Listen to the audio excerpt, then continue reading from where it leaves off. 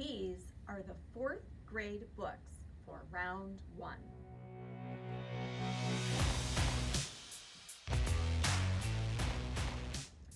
This book is called Gooseberry Park, and it's by Cynthia Rylant.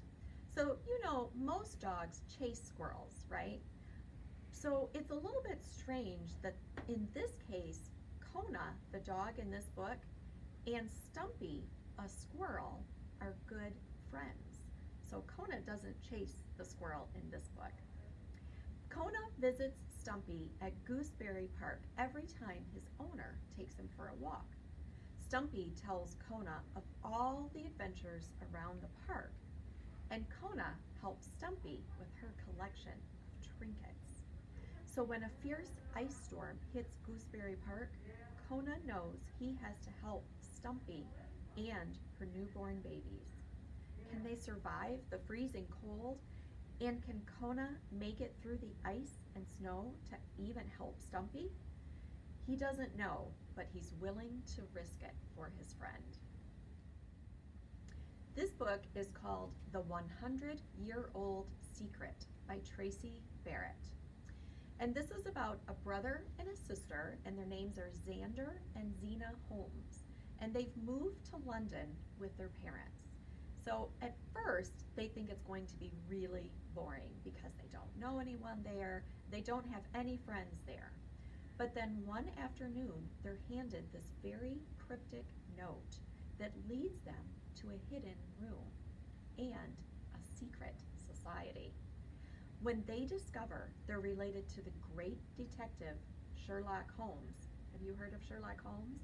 Well, they're related to him. And they've inherited his famous casebook.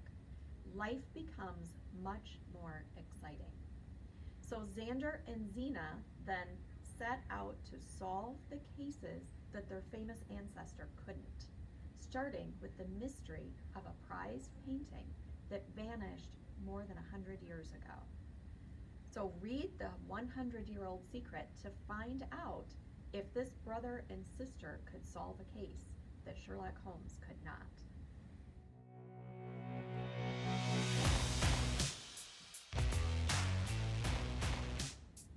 This book is called Sadako and the Thousand Paper Cranes by Eleanor Khor.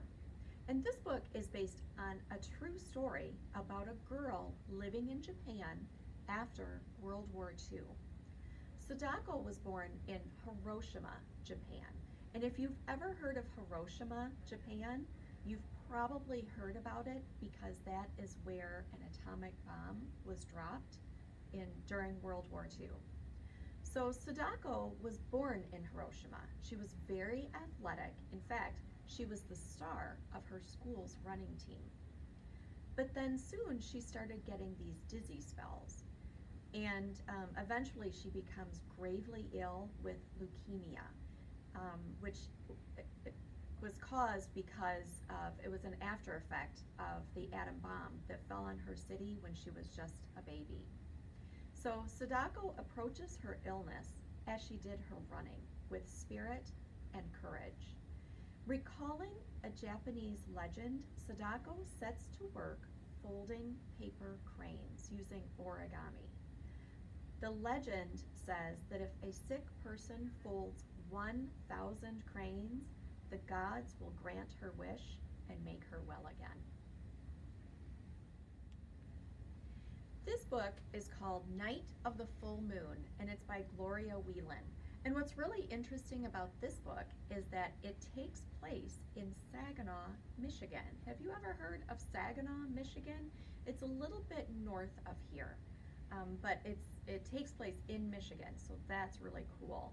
It is a historical book, so it takes place about 180 years ago in Saginaw, Michigan.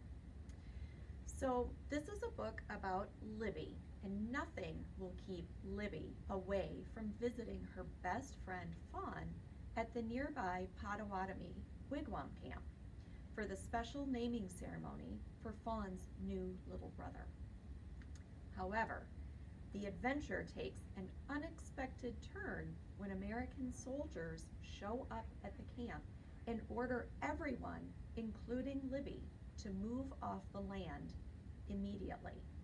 Now, Libby is not with the rest of her family. Remember, she went to visit her friend Fawn and Fawn's family at the wigwam camp. So Libby is not with her family, and they're forced to move off the land. So with each passing day, the displaced people are forced farther and farther away from their home, including Libby. Will Libby ever be able to see her family again?